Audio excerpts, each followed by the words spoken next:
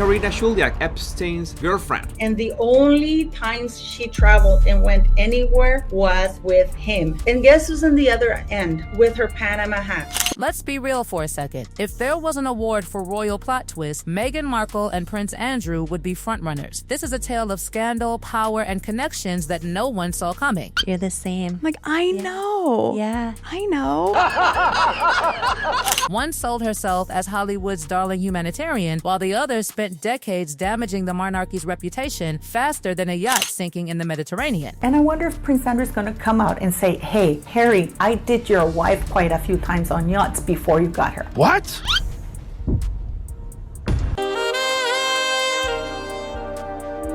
No.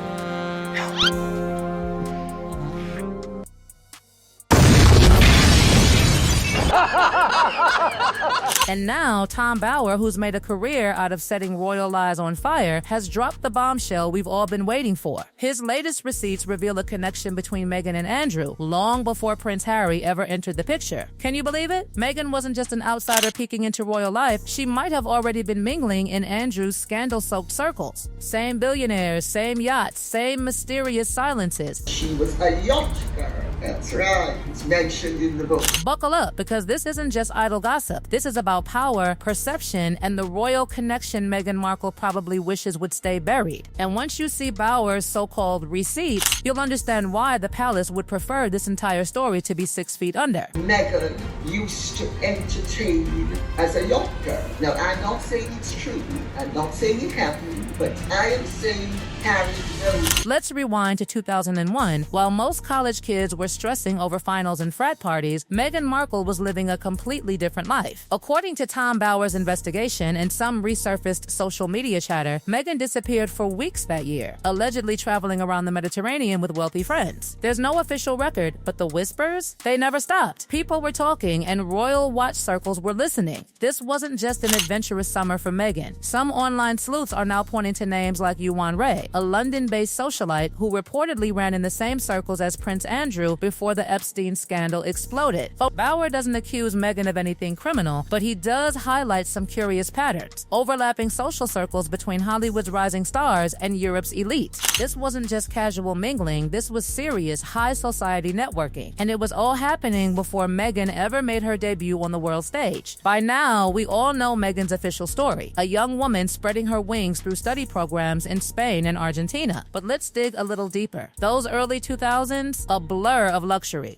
Madrid, Ibiza, Thailand, Monte Carlo, places that sound more like exclusive vacation spots than classrooms. According to gossip blogs and lifestyle magazines, Meghan was mixing with people who were no strangers to high society. It was always glamorous, always luxurious, and always far from the life of a regular college student. Fast forward to Hong Kong in 2012. Meghan's career was on the rise, but this trip, it was far from ordinary. While Meghan was in town for a standard influencer appearance, guess who else just happened to be there? Prince Andrew. There's no proof they met, but once again, the patterns are there. Meghan tagged luxury venues in her social media posts, venues Andrew was known to frequent. Bower points out the peculiar overlap, same city, same week. Coincidence? You decide. And it doesn't stop there. Between 2014 and 2016, Meghan was spotted at Soho House locations in Toronto and Istanbul, places where film producers and fashion insiders often crossed paths with royals. Was Meghan just doing her thing, or was she getting a little closer to the royals than anyone realized? One of those Soho House events even included Ron Burkle, a billionaire often seen with Prince Andrew. The connection? It's undeniable, but whether it's strategic or simply a product of Meghan's ambition is still up for debate. Then came 2017, and the wedding of the year. Meghan Markle was there in Montego Bay, Jamaica, officially as Prince Harry's guest, but things didn't quite add up. Reports surfaced that Meghan flew in on a private jet, courtesy of Ron Burkle. Yes, the same Burkle tied to Soho House and Andrew's circle. Meanwhile, Harry took a commercial flight. Coincidence? Or was this the beginning of a deeper royal connection? The wedding guest list was revealing Sarah Ferguson, Princess Eugenie, and Prince Andrew himself. Meghan, meanwhile, seemed to have strategically avoided any photos with Andrew despite being at the same event. Tabloids called it a strategic absence, and soon enough the whispers began. Had Meghan already stepped into Andrew's world before meeting Harry? As the months passed and Meghan's engagement to Prince Harry became one of the most talked about royal moments in history, the media's coverage began to shift. The headlines about Meghan's Hollywood background were quickly replaced with stories about her charm, her humanitarian efforts, and her blossoming royal future. But there was something off about this shift, a subtle change that didn't go unnoticed by royal watchers and media insiders. Suddenly, it seemed like all those questionable stories about Meghan's pre-Harry days, the yacht parties, the questionable connections, and the luxury circles were disappearing from the public narrative. Interviews, photos, and even blog posts that once painted a picture of Meghan's early life were suddenly harder to find. Some even speculated that Meghan's PR team was working overtime to scrub her past clean, erasing traces of any connection to scandal-ridden figures like Prince Andrew. But this wasn't just a case of cleaning up her image. It was a calculated strategy. A narrative was being carefully curated, and Meghan was no longer the girl with a questionable past. She was the glamorous humanitarian Duchess of Sussex. And as royal watchers began to dig deeper into her past, they realized that certain stories were not just being ignored, they were being actively buried. The palace's PR team had a delicate balancing act to maintain. With Prince Andrew's scandal already rocking the monarchy, the last thing they needed was to have Meghan's history with his associates come to light. They had to present Meghan as the fresh face of royalty, untarnished by the messy scandals surrounding Andrew. It was a brilliant strategy, or at least that's how it appeared at first. But in reality, it was a web of deception, carefully woven together to protect the image of the monarchy. And then there was the infamous Oprah interview. Meghan's explosive claims of feeling silenced by the royal family made headlines worldwide. But one line in that interview stood out. Meghan revealed that she had been warned about how her marriage to Harry would play out. Was this a direct reference to Prince Andrew, the same Andrew who allegedly once told Harry his marriage would only last a month? Bowers' receipts hint that the monarchy, in its attempt to protect Meghan, was also shielding Andrew. They were afraid that if Meghan's bullying allegations were made public, it would open the door for former associates of Andrew to come forward with even more explosive claims. It's a theory that not only questions Meghan's narrative, but also exposes the royal family's attempts to silence the truth. And just when you thought this saga couldn't get any messier, Bowers' investigation digs deeper into the connections between Meghan and Andrew's world. It turns out the connections are not just coincidental, they were part of a carefully orchestrated plan. According to insiders, Meghan wasn't just looking for a husband when she met Harry, she was looking for power, fame, and access to the highest circles in society. This was never about love, it was about positioning. And once Meghan landed Prince Harry, the game was on. Bowers' research unveils a pattern that some royal watchers have been speculating for years. Meghan's rise from a minor actress to one of the most influential women in the world wasn't the result of sheer luck. It was the result of strategic networking, careful positioning, and the ability to manipulate her public image. And, of course, being in the right places at the right time. Places that just so happened to overlap with Prince Andrew's world. By the time Meghan and Harry's relationship became public, the narrative was already set. The tabloids painted Meghan as the perfect royal, poised, compassionate, and everything the monarchy needed to modernize. But behind the scenes, the reality was much darker. Meghan's past connections to Prince Andrew's circle were no longer just whispers, they were part of a much larger story of royal intrigue, hidden alliances, and power struggles that the palace desperately tried to bury. In fact, several royal insiders have claimed that Meghan wasn't just intrigued by the British royal family's power, she was fascinated by how the monarchy operated behind closed doors. Her interest in the UK press and her admiration for British fashion circles were well documented long before her breakthrough role in Suits. According to one anonymous source, Meghan was asking a lot of questions about the royal family and their inner workings. Was she just an aspiring actress looking to make it big, or was she laying the groundwork for a much larger ambition? What's even more fascinating is that these patterns of social climbing and calculated moves were not only limited to her early years. Meghan's move from the Hollywood spotlight to the royal stage was a transition that many believed happened overnight. But Tom Bowers' investigation uncovers a different story, one that includes years of strategic positioning, alliances, and yes, careful manipulation of public perception. By 2017, Meghan had already crossed into the realm of high society. Whether it was through her associations with figures from Soho House or her ties to powerful businessmen like Ron Burkle, Meghan was positioning herself for more than just a royal marriage. She was setting herself up to become a global force. Her connections weren't limited to Hollywood anymore.